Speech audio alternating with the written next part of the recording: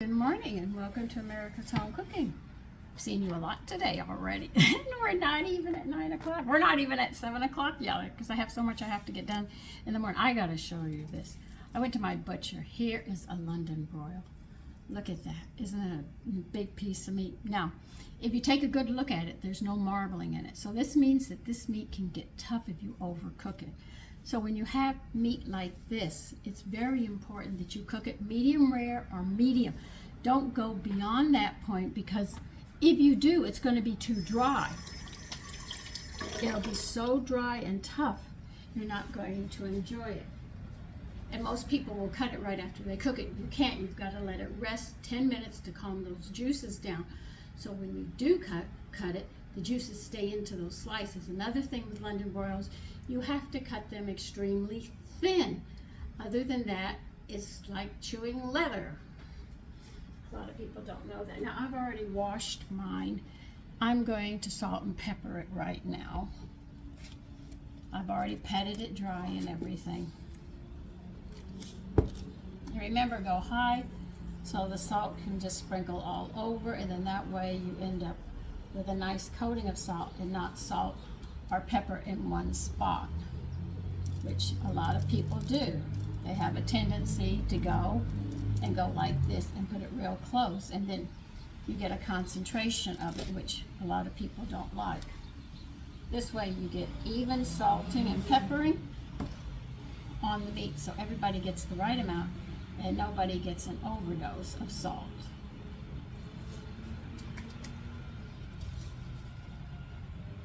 And don't worry, I'll probably be putting more pepper on it as I cook it,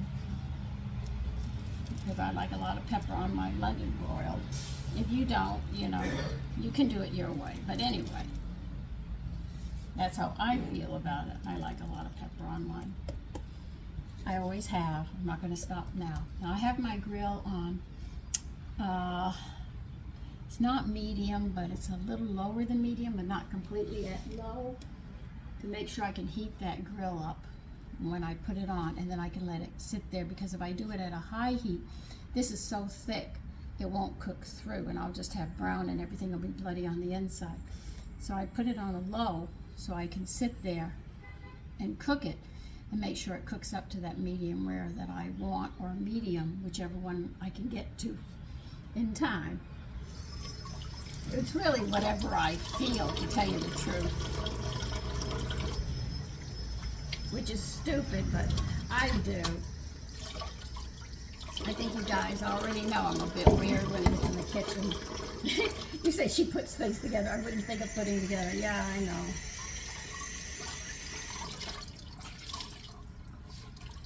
So this will be simple. Steak sauce will go excellent on this. Worcestershire sauce. If you make your own Worcestershire sauce, I've showed you how to do. Did I show you how to make your own Worcestershire sauce? It's really good. A bit time consuming though.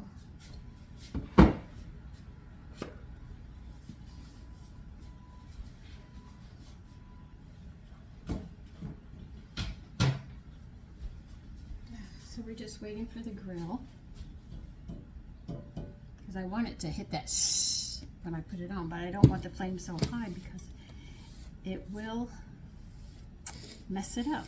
So we have to wait a little longer than we would normally wait to make sure we get it done right. I'm just cleaning my mess up, that's all.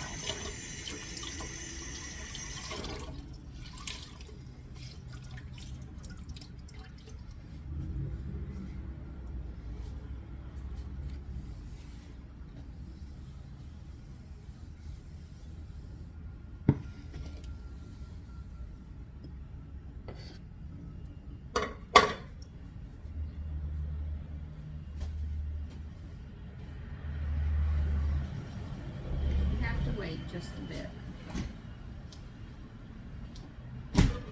Tick, tick, tick, tick, tick, tick, tick, tick, tick. Okay.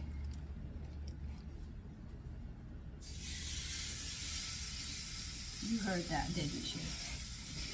That's what I wanted. Take some of this pepper up out of the bowl and put it on.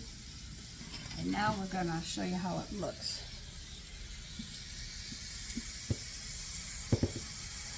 come on, I don't want to knock you over. I've been doing that enough. That's what it looks like.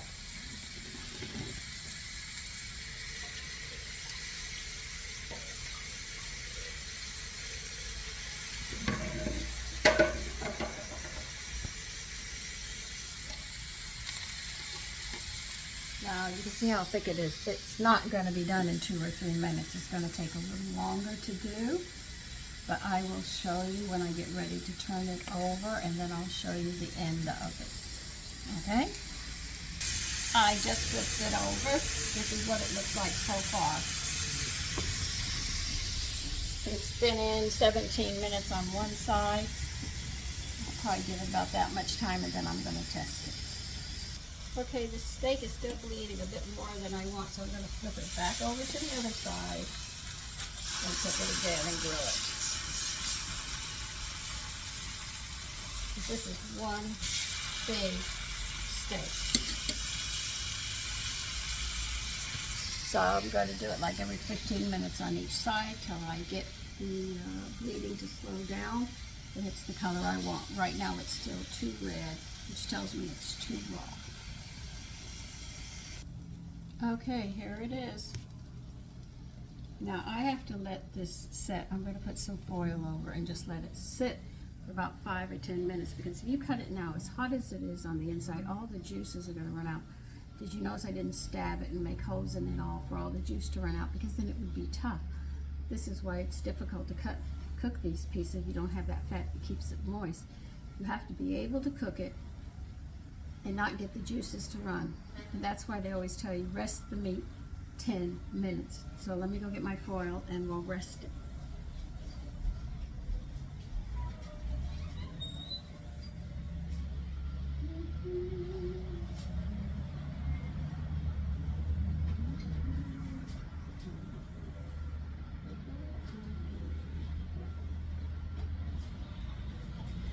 Well, this is more than we could possibly eat in a meal.